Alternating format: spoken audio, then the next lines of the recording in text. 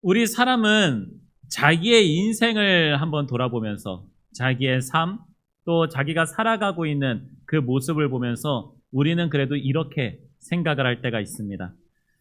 나는 그래도 나름 괜찮게 살고 있다라고 생각을 하게 되죠. 상황이 좋은 사람이든 좋지 않은 사람이든 자기가 수고하고 노력하고 있는 그러한 삶을 통해서도 나는 그래도 나름 열심히 괜찮게 살아가고 있는 사람이다라고 그렇게 생각을 하게 될 거예요. 나는 이번 생은 망쳤어. 나는 실패자야. 나는 뭘 해도 안 되는 사람이야. 이렇게 이야기하는 사람은 흔하지 않다라고 하는 거죠. 사람은 자기가 행하는 그러한 일에 있어서 그래도 잘 해왔다 인정을 하고 더 나아가서 남들에게도 그러한 인정을 받고 싶어 하는 것이 사람이다라고 하는 거죠. 오늘 말씀에는 한 부자 청년의 이야기가 나옵니다. 이 사람은 자기의 삶에 있어서 그래도 어느 정도 자신이 있었다라고 이야기할 수 있을 만한 그러한 사람으로 보여집니다. 그는 하나님께서 주신 그 율법을 잘 지켜왔다라고, 다 지켰다라고 스스로도 이야기할 수 있을 만한 그러한 사람이었다라고 하는 것이죠. 자, 그런데 이 청년이 이제 어느 날 예수님에게 찾아옵니다. 예수님에게 와서 이렇게 묻는 거예요. 내가 무슨 선한 일을 하여야 영생을 얻으리까? 라고 이야기하고 있었다라고 하는 거죠. 무슨 선한 일을 하여야 영생을 얻으리까? 그 사람은 자기의 행실에 대해서 잘 알고 있었던 사람입니다. 자기가 행하는 그 일에 대해서 잘 알고 있었던 사람이에요. 오늘 말씀에 있어서 예수님께서 계명을 지켜야지 된다라고 하시면서 하시는 말씀들이 있죠. 살인하지 말라, 간음하지 말라, 도둑질하지 말라, 거짓 증언하지 말라, 내 부모를 공경하라, 내 이웃을 내 자신과 같이 사랑하라 하신 이 말씀. 십계명에서 나오는 말씀입니다.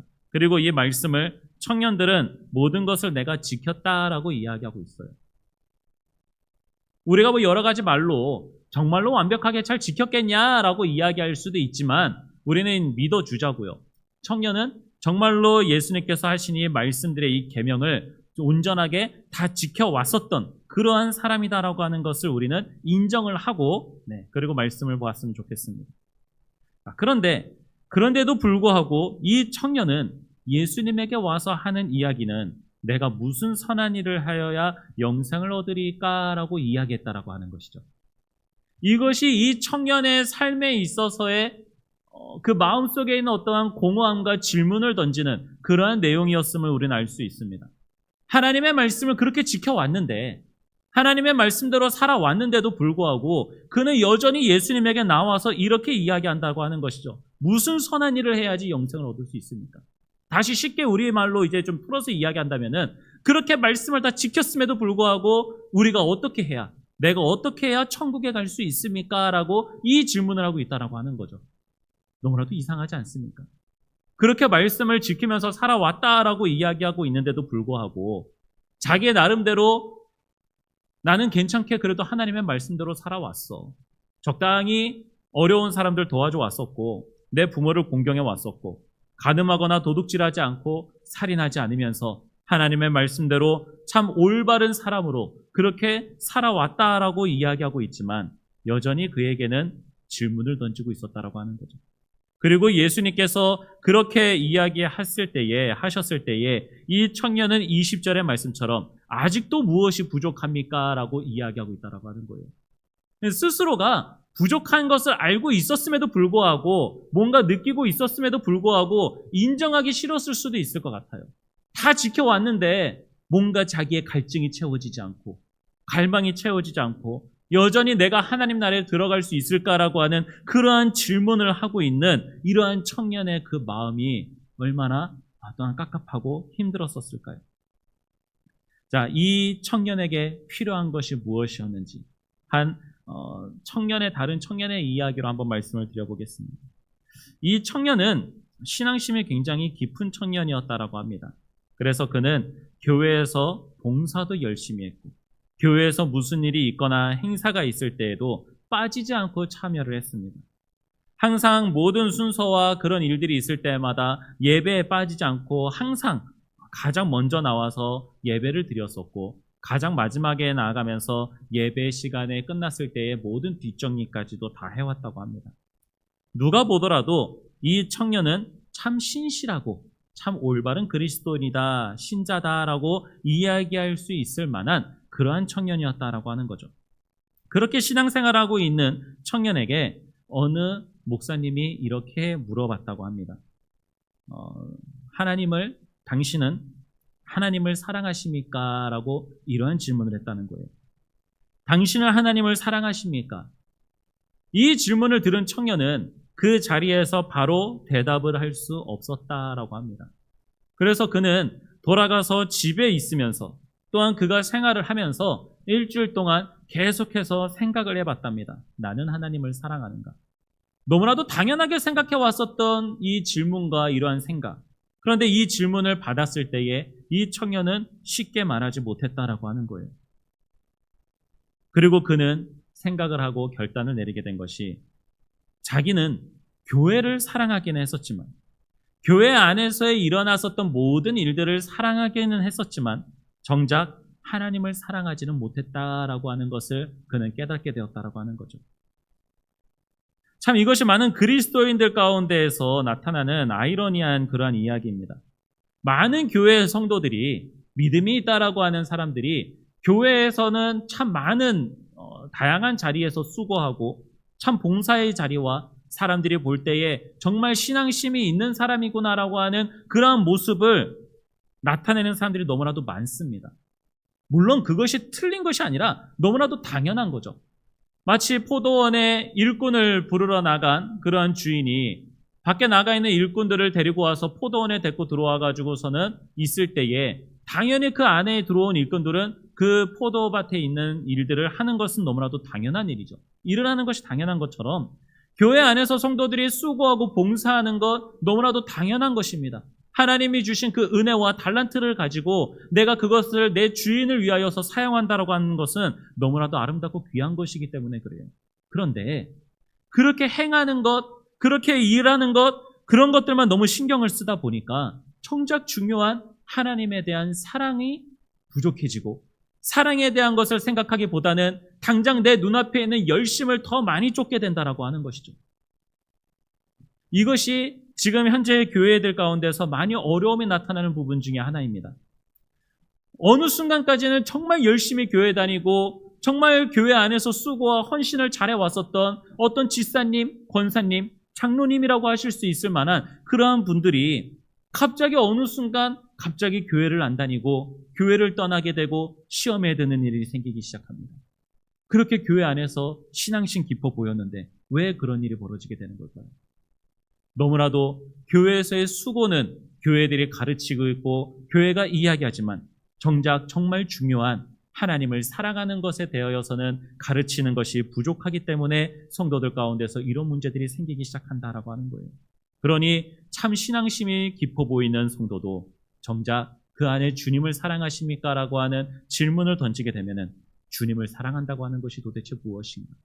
주님을 사랑한다고 하는 것이 도대체 어떠한 마음인가? 이러한 질문을 스스로 던지고 내가 하나님을 사랑하고 있는 것이 맞는가라고 하는 질문을 던지게 된다라고 하는 것입니다. 자, 이 청년은 하나님께로 나아가고 하나님의 사람으로서 온전한 사람이 되고자 했을 때에 그는 행하는 것이 중요한 것인 줄 알았습니다. 그래서 그는 처음 주님께 나와서 물어봤을 때에도 내가 어떤 선한 일을 해야지 됩니까? 라고 하는 것을 이야기한 거죠.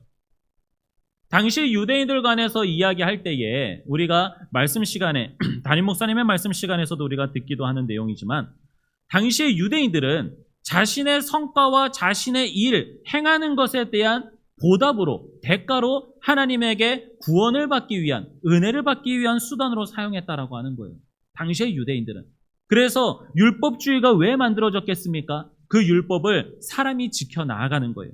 사람이 지켜야지만 하나님께서는 그 율법을 잘 지켜나가는 모습이나 혹은 그것을 지켜나가려고 하는 수고하는 모습들을 통해서 하나님께서 은혜를 주시고 구원을 주실 것이다 라고 하는 것을 믿고 있었다라고 하는 거죠.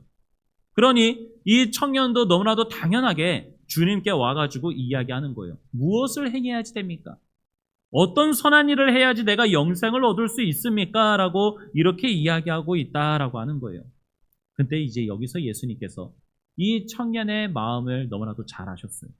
지금 이 청년이 이러한 질문을 하게 되는 이유를 앞서 말씀을 드렸습니다. 이 청년에게 정말 중요한 것은 하나님을 사랑하는 것이라고 하는 것, 이것이 부재하고 이것이 없다라고 하는 것을 예수님께서는 아셨어요. 그래서 예수님께서는 이 청년에게 질문을 던지셨을 때에, 그 어떤 해답 같은 것을 주셨을 때에 잘못된 대답을 할 수밖에 없도록 질문을 하신 거예요. 자, 예수님께서 이 청년에게 너희가 이 계명을 지켜야지 된다라고 말씀을 하시면서 이제 그 십계명에 나오는 말씀을 이제 해주셨잖아요. 근데 정작 중요한 것은 그 십계명 가운데에 절반만 말씀을 하셨고, 사람 간의 관계 속에 대한 것만 말씀을 하셨고, 하나님과의 관계 속에서 되는 이야기들은 쏙 빼고 말씀하셨단 말이에요. 청년이 무엇이 부족한지를 예수님께서는 벌써 아셨다라고 하는 거예요. 그래서 청년이 자기가 생각해 왔을 때 정말 완벽하다라고 여길 수 있을 만한 율법을 지켜왔었다라고 하는 그러한 말씀을 가지고 먼저 청년에게 이야기를 하신 거예요. 네가 지켜왔다라고 생각하는 것들 이것들을 지켜라라고 했을 때에 이 청년은 얼마든지 저 그거 다 지켜왔었던 건데요. 저 그거 다 지켰었던 거예요. 그런데 아직도 무엇이 부족한 겁니까? 제가 하나님 나라에 들어가려면은 아직도 부족한 것이 있습니까? 라고 예수님에게 질문을 하게 된다라고 하는 거죠. 자, 여기서 선한 것에 대해서 질문을 던질 때에 예수님께서는 왜 나에게 와가지고 선한 것을 묻냐? 선한 일을 왜 나에게 와서 묻냐? 선한 이는 오직 한 분이시다라고 이야기를 하고 있습니다. 벌써 정답을 말씀해 주신 거예요. 청년이 궁금해했었던, 청년이 갈급해 왔었던 이 선한 일, 어떤 선한 일에 대해서 물어봤을 때에 선한 이는 오직 한 분이시다라고 예수님께서 말씀하고 계신다라고 하는 거죠. 계속해서 하나님에 대해서 말씀해주고 계신다라고 하는 겁니다. 자, 예수님께서는 이미 앞서 예수님께서는 이제 그 사람들에게 말씀하셨을 때에 무엇이 중요한 것인지, 유대인들이 지켜오고자 했었던 그 계명들, 율법들 가운데에서 여러 가지 많이 막 있는데 그 중에서 중요한 것이 어떤 것인지를 두 가지로 딱 압축해서 말씀을 해 주십니다. 거기서 첫 번째가 무엇입니까? 마태복음 22장 37절에서부터 40절 말씀까지 보면은 예수께서 이르시되 네 마음을 다하고 목숨을 다하고 뜻을 다하여 주 너의 하나님을 사랑하라 하셨으니 이것이 크고 첫째 되는 계명이요 라고 이렇게 말씀해 주셨어요. 첫째 되는 계명이 하나님을 사랑하는 것이다 라고 말씀을 분명히 해주고 계십니다. 자, 그런데 굉장히 강조하시면서 말씀을 하세요. 네 마음을 다하고 목숨을 다하고 뜻을 다하여 주 너의 하나님을 사랑하라 라고 이렇게 말씀하셨어요. 이것이 첫째 되는 계명이요 둘째도 그와 같으니 내 이웃을 내 자신과 같이 사랑하라 하셨으니 이 두 계명이 온 율법과 선지자의 강령이니라 라고 이렇게 말씀을 하십니다. 그러니 하나님의 율법, 하나님의 말씀 가운데 가장 완성이 될 수 있는 것은 첫 번째로는 하나님을 사랑하는 거예요. 하나님을 사랑해야지 되는 것이고 하나님을 사랑을 해야지 두 번째 계명도 할 수 있는 것입니다. 이웃을 사랑할 수 있게 되는 것이죠. 요한일서 4장 20절과 21절에는 이렇게 이야기합니다. 누구든지 하나님을 사랑하노라 하고 그 형제를 미워하면 이는 거짓말하는 자니 보는 바 그 형제를 사랑하지 아니하는 자는 보지 못한 바 하나님을 사랑할 수 없느니라. 우리가 이 계명을 주로 받았나니 하나님을 사랑하는 자는 또한 그 형제를 사랑할지니라 라고 이렇게 이야기하고 있거든요. 그러니까 우리가 이웃을 사랑한다라고 이야기하면서 하나님을 사랑하지 않고 있으면은 이웃을 사랑한다고 하는 이 말이 거짓말이 된다라고 하는 거예요.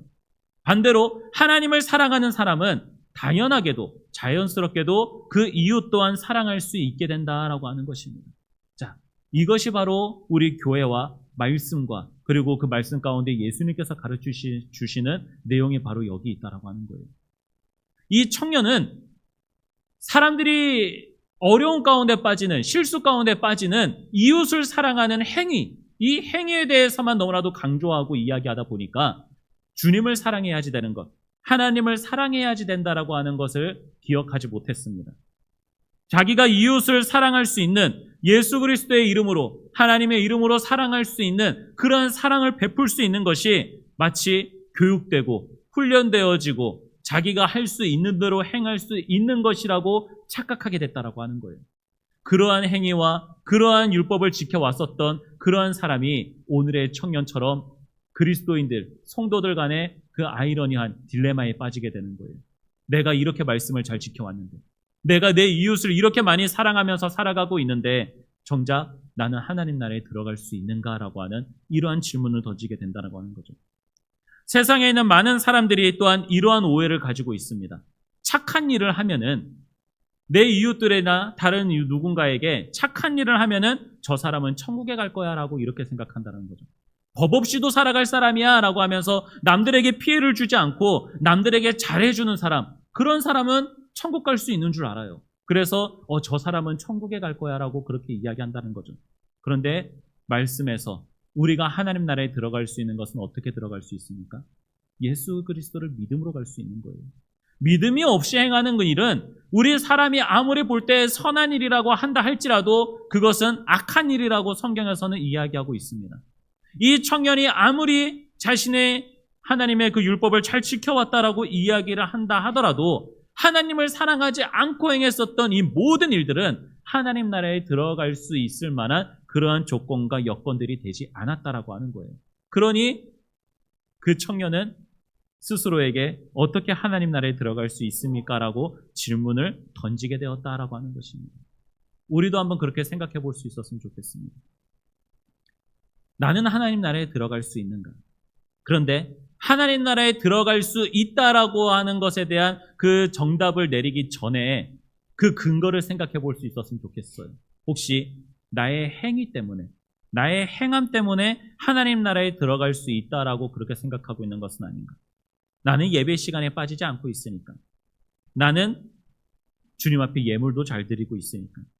나는 선한 말을 행하고 있고 내 이웃들에게, 내 주위에 있는 사람들에게 피해 주지 않고 있고 그들을 잘 도와주고 있으니까.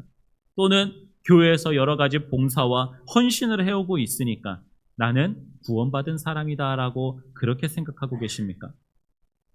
그러면 스스로에게 또한 질문을 던져보시기 바랍니다. 나는 하나님을 사랑하고 있는가? 하나님 나라에 들어갈 수 있는 조건이 그러한 것들인가? 내가 행할 수 있는 내용들 가지고 하나님 나라에 들어갈 수 있다고 한다면, 내가 조금이라도 부족하게 행한다면 하나님 나라에 들어갈 수가 없을 텐데, 그런데도 내가 하나님 앞에 구원받았고 하나님 나라에 들어갈 수 있는 사람이라고 한다면 그 근거가 무엇인가를 생각해 봤으면 좋겠어요. 주님께서 우리에게 성경의 말씀을 주시고 예수 그리스도를 우리 가운데 보내주시면서 증명하시고자 하신 것과 바라시는 것이 무엇이겠습니까?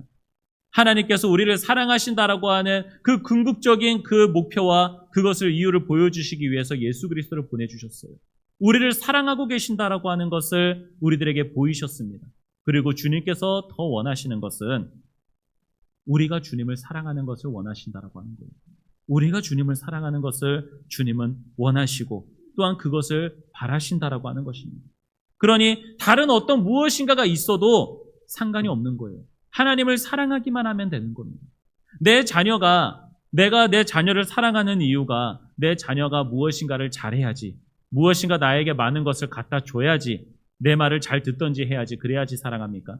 내 자녀가 사랑스러운 것은 말을 듣지 않아도, 잘할 수 있는 것이 없어도, 다른 무엇인가 자랑할 만한 것이 없다 하더라도 내 자녀는 그냥 사랑스러운 거예요. 뭐 부족하거나 뭐가 잘 안 되는 것이 있으면은 안타깝거나 화가 날 수는 있어도 사랑하지 않는 것이 아니라고 하는 것이죠. 하나님께서 우리에게도 그러한 사랑을 공유해 주셨습니다. 우리가 그런 사랑을 완벽하게 주님처럼 그렇게 사랑할 수 있습니다라고 이야기할 수는 없겠지만, 그래도 내 자녀, 내 가족을 사랑하는 것을 가지고 하나님의 사랑을 간접적으로나마 알게 해주셨다라고 하는 것이죠. 자, 그리고 예수님께서 이제 이 청년에게 말씀하십니다. 이 청년이 스스로가 이제는 그 어떠한 정답에 가깝게 이제 나아가게 된 거예요. 이런 것들을 다 지켜왔습니다. 그런데 아직도 무엇이 부족합니까? 라고 이제 이렇게 질문을 하는 거죠. 자, 그때 예수님께서 이제 뭐라고 말씀하십니까? 21절 말씀에 보면 이렇게 말씀하시죠. 예수께서 이르시되 네가 온전하고자 할진대 라고 이제 이렇게 말씀을 하십니다. 온전하고자 할진대.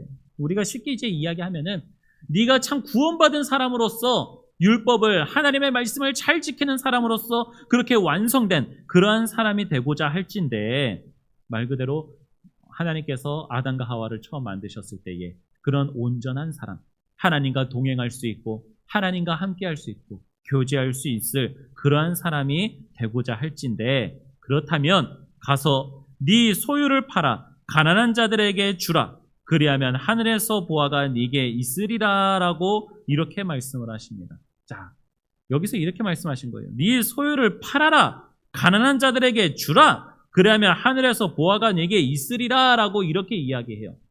자, 이 말씀을 가지고 저는 좀 안타까운 게, 몇몇 이제 좀 물질들을 많이 사랑하고 있는 그런 어떤 목회자나 그런 교회나 또는 사이비 같은 데에서 이러한 말씀을 많이 사용을 합니다. 네가 구원받은 사람이 되고 싶으면은 네가 가지고 있는 소유들을 팔아서 가난한 자들에게 주라. 그리고 하늘에 너의 보화가 쌓아지도록 너희의 그 많은 세상적인 물질들과 그것을 교회에다가 내놓고 또한 다른 어딘가에다가 내라라고서는 그렇게 이야기하고 있다라고 하는 거죠. 예수님은 이 말씀을 그런 내용으로 사용하신 말씀이 아닙니다. 지금 이 청년의 모든 관점은 지금 어떤 행함에 대해서 많이 쫓고 있었고 하나님을 사랑하는 것에 많이 없었다라고 하는 것을 우리는 알 수 있어요. 그리고 예수님께서는 이 물질이 많은 청년에게 하나님을 사랑할 수 없는 그 이유, 근본적인 이유를 아시고 해결하실 수 있게 하신 거예요. 이 청년은 재물이 많다라고 이야기를 하고 있습니다. 이 재물이 많다라고 하는 것은 무슨 말일까요? 이 청년에게 있어서 중요하게 여겨지는 것은 이 청년이 지금 사람으로서 살아갈 수 있게 되는 것과 그가 지금 마음 편히 살아갈 수 있게 되는 것, 자기의 힘과 능력이 되어지고 자기가 무엇이든 할 수 있게 되는 것, 그 힘이 어디서 나오게 되는 겁니까? 물질에서 나오게 되는 거예요. 이 물질이 이 청년의 힘이고 이 청년의 능력이고 이 청년이 마음이 평안하고 의지할 수 있을 만한 것이 바로 물질이 된다라고 하는 거예요. 그러니 예수님께서는 이 청년에게 말씀하신 거예요. 네가 하나님이 아닌 다른 무엇인가를 사랑할 수 있을 만한 그것들을 팔아버려라. 다 팔으라고 이야기하는 것이 아니에요. 이 물질들을 다 팔아가지고 모든 부분에 있어서 해탈하게 되고 이제 빈손이 돼가지고서는 가라라고 이 말씀하신 것이 아니에요. 물질을 하나님처럼 소중하게 여기지 말고 물질을 하나님보다 더 붙잡고 그렇게 살아가지 않도록 그 물질에 대해서 자유로워질 수 있도록 물질을 가지고 있어야지만 된다라고 하는 것에서부터 벗어날 수 있도록 그의 소유를 팔아버리라고 하는 거예요. 자, 교회에서 우리가 하나님 앞에 예물을 드립니다. 이 예물을 드리는 것에 대해서 굉장히 싫어하는 분들이 또한 있어요. 왜 교회에다가 내 돈을 갖다 줘야지 되냐라고 이제 그렇게 이야기하시는 분들도 많이 있는데요. 이 헌금도 단순히 교회 운영과 그런 사업적인 일들, 그런 것 때문에만 하나님 앞에 드리라고 하는 것이 아니에요. 내가 이 물질을 가지고 있을 때에 물질이 많은 사람이든 물질이 적은 사람이든 이 물질을 의지하는 사람들이 굉장히 많습니다. 이 물질이 청년처럼 자신의 능력이 되어지고 자신의 삶의 이유가 되어지고 이 물질이 있어야지만 내 가족이 먹고 살아가고 내가 먹고 살아갈 수 있고 내게 필요한 것을 채울 수 있는 이러한 모든 것들이 물질에서부터 나오기 때문에 사람은 이 물질을 하나님보다도 더 많이 사랑할 때가 있다라고 하는 거예요. 그래서 하나님 앞에 이 물질을 드리십시오. 이 물질을 드림으로써 이 물질이 아니라 하나님으로만 살아간다라고 하는 것을 고백하십시오라고 하면서 하나님 앞에 예물을 드릴 때에 교회에서 그 예물 다 갖다 하나님 앞에 드리라고 이야기합니까? 아니죠. 하나님께서도 11조를 갖다가 하나님 앞에 바치라고 했을 때에 너희들 다 갖다 바치고 너희들 하나만 가져라고 이야기하신 것이 아니라 하나님이 그 물질이 필요하셔서 하나님이 달라고 하시는 것이 아니라 너에게 이 모든 것을 주신 분이 누구인지를 깨닫고 이 사실에 대해서 기억하고 감사함으로 하나님 앞에 11조를 드리라고 이야기하는 거예요. 하나님 앞에 그렇게 예물을 드릴 때에 우리가 적은 금액이라도 하나님 앞에 드림으로써 이 모든 물질이 하나님에게서부터 오는 것입니다.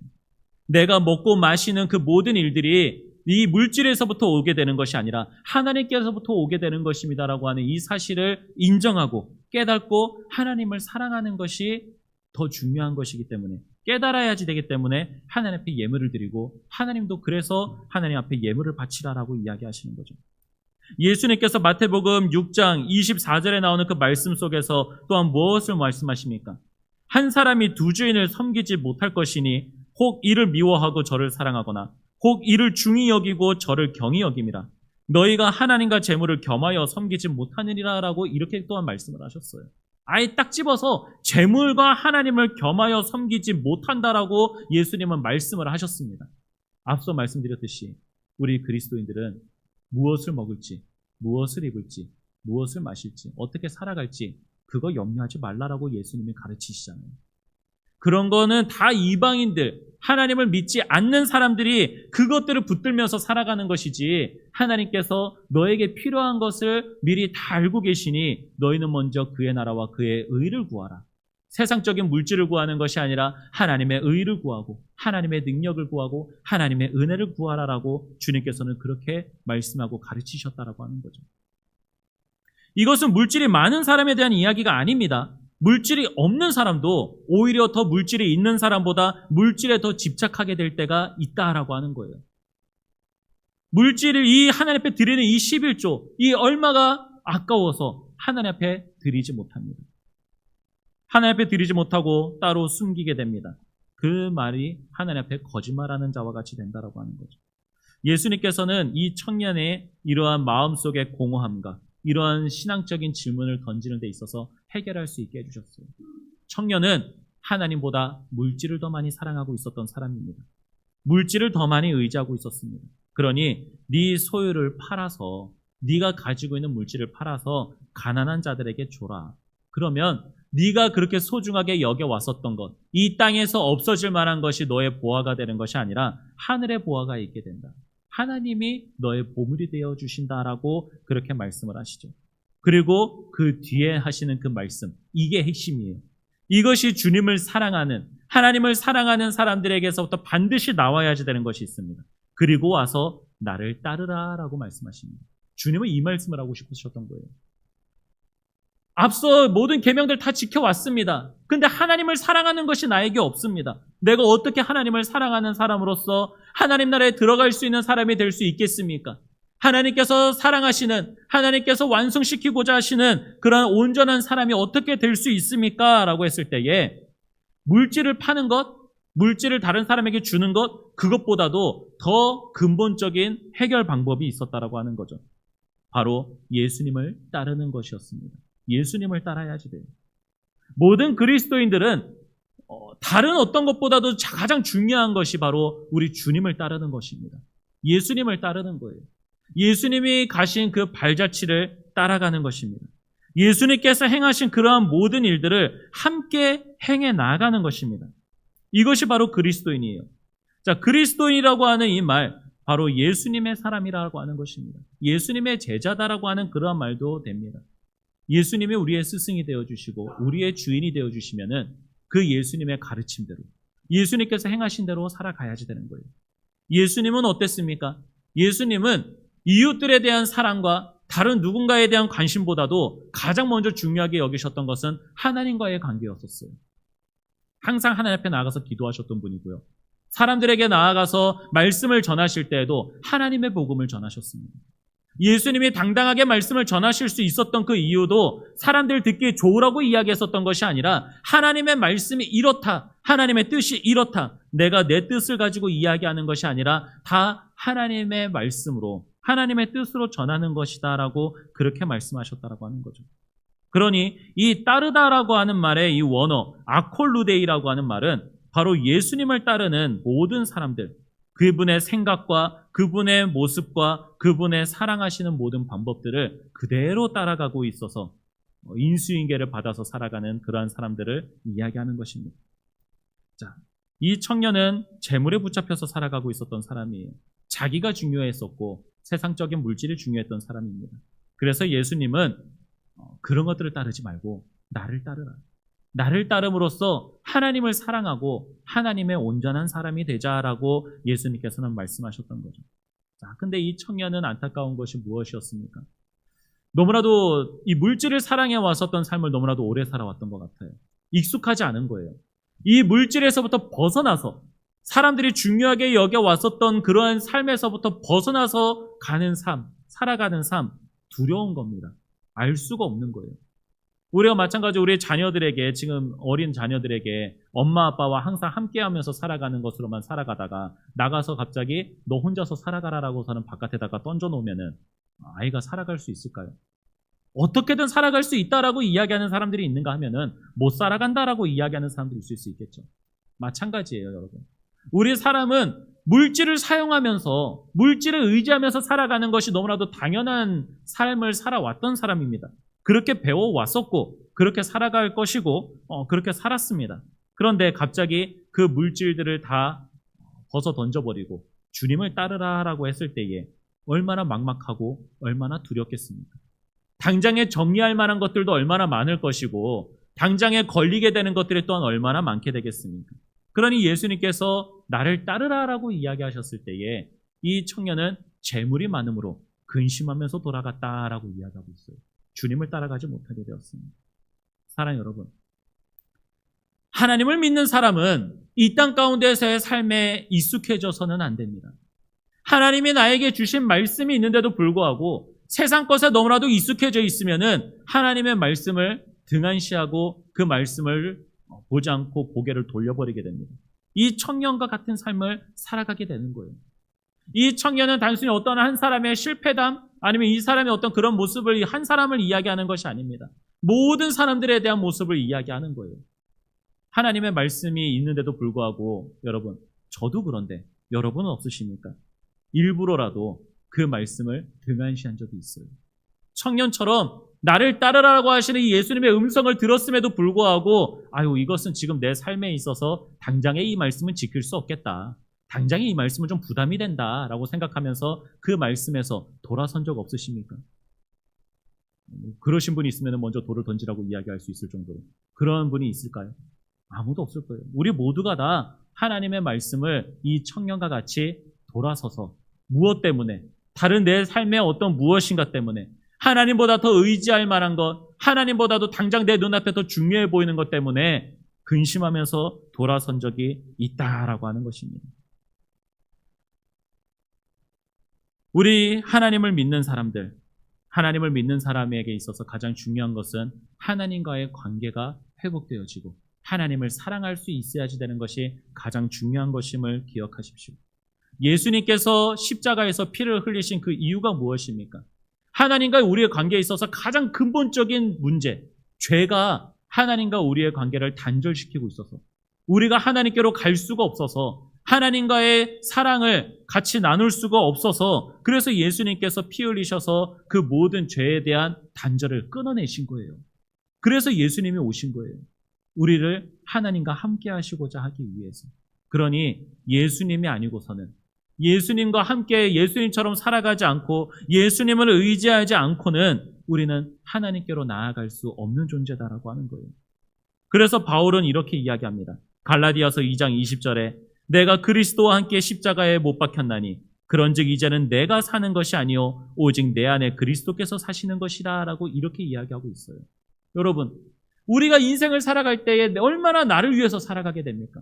내가 살기 위해서 얼마나 많은 것들을 소유하고 얼마나 많은 것들을 의지하면서 살아가고 있습니까?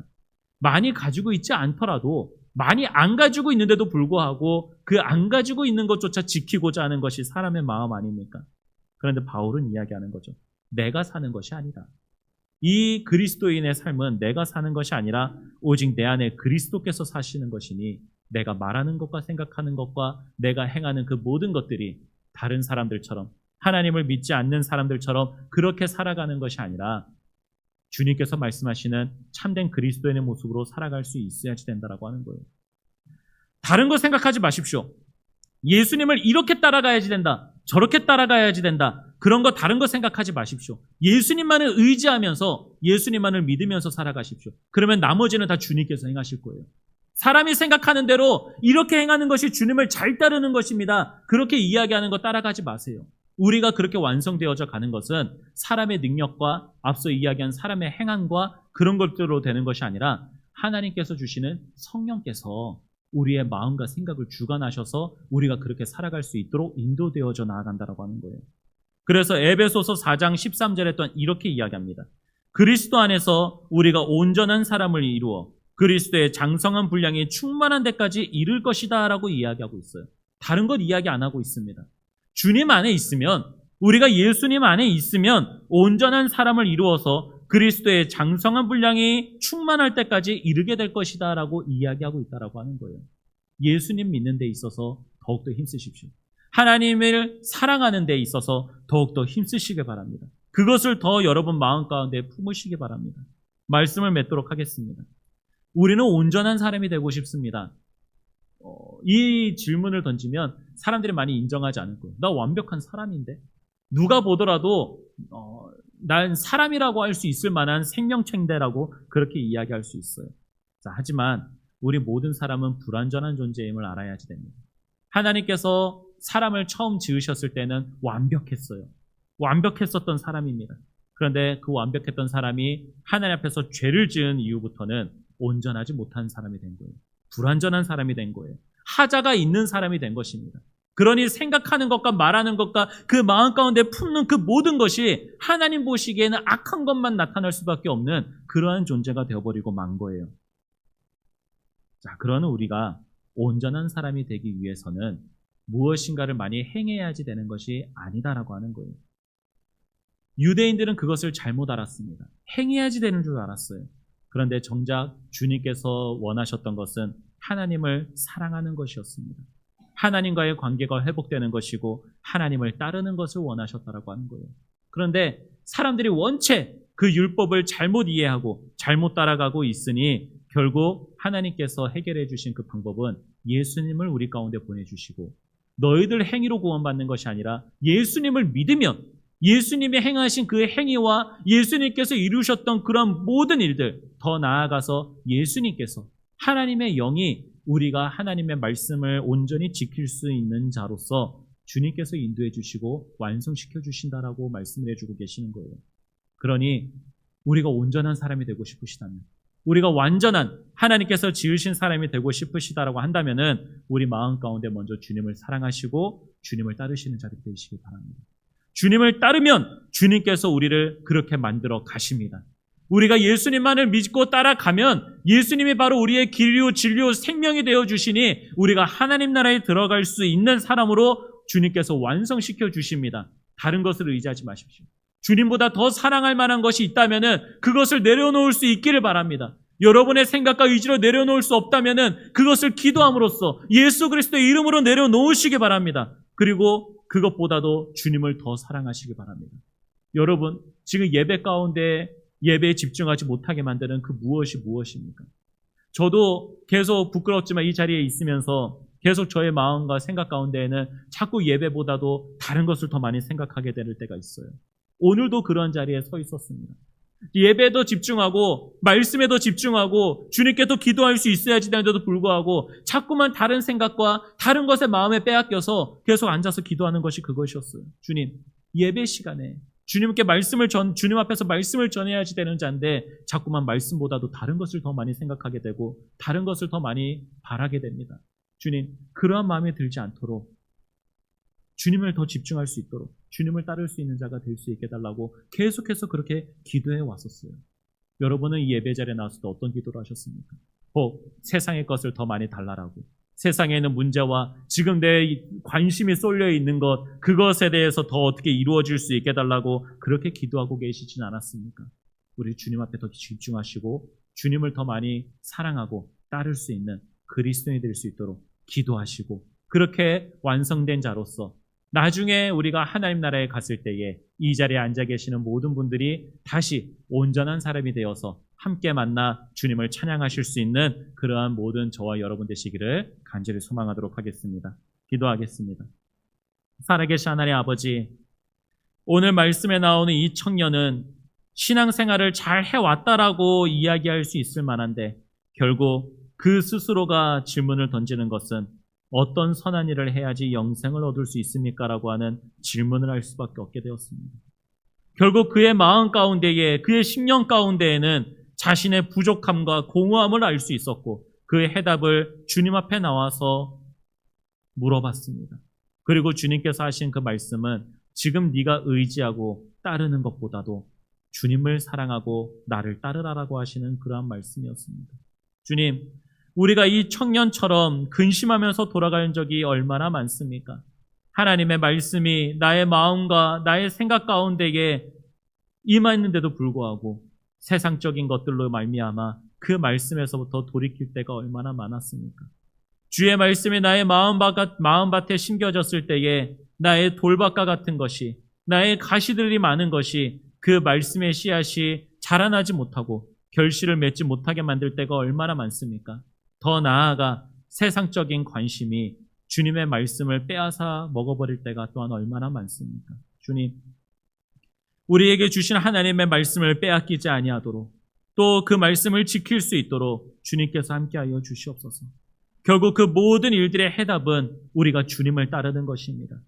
하나님을 위하여 살아갔고 하나님을 위하여 죽으신 그리고 다시 부활하신 예수님이 이제는 우리의 모든 이유와 머리가 되어주시고 힘과 능력이 되어주셔서 우리가 예수님을 믿고 따를 때에 오직 그때에만 우리가 주님처럼 하나님을 사랑하고 주님께로 나아갈 수 있는 참된 그리스도인이 될 수 있는 줄 믿습니다. 주님, 우리의 행실로 말미암아 구원받았다라고 여기지 않게 하시고 행실의 중요함을 생각하기보다는 하나님을 사랑하는 데 더 관심을 가질 수 있게 하시고 세상에 있는 것들에 대한 관심과 그것들을 의지하고 그것들을 사랑하기보다는 주님을 더욱더 사랑하고 주님을 따를 수 있는 자들이 될 수 있게 하여 주시옵소서. 그렇게 온전한 주님께서 원하시고 처음 만드셨던 온전한 사람이 되어서 우리가 하나님 나라에서 하나님을 함께 찬양하고 하나님께 영광 올려드릴 수 있는 영화로운 삶을 살아갈 수 있게 하여 주시옵소서. 오늘도 우리에게 주신 말씀을 통하여 하나님의 사람으로서 살아갈 수 있는 합당한 삶을 가르쳐 주시는 은혜 감사드리며 예수님의 이름으로 기도드립니다. 아멘.